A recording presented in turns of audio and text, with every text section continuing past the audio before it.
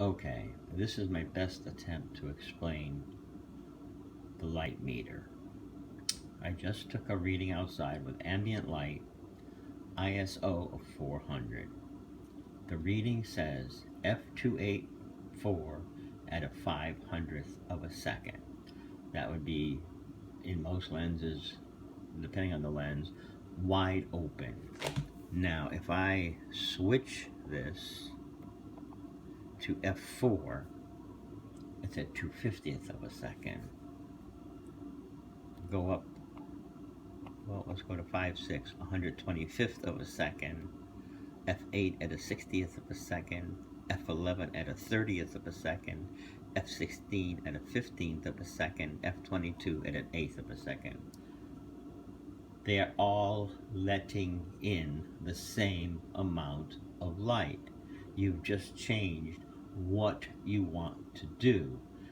F22 at an 1/8 of a second, preferably on a tripod, will give you maximum depth of field.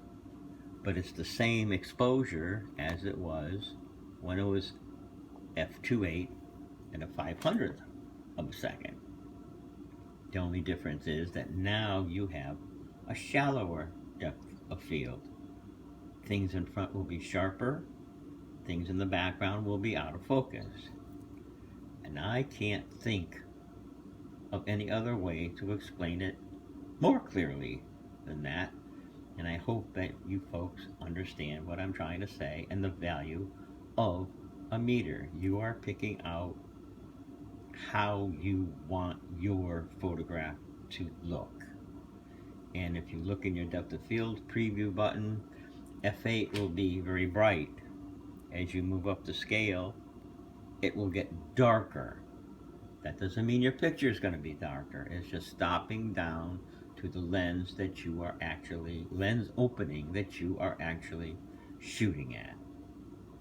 And that's all I have to say about that.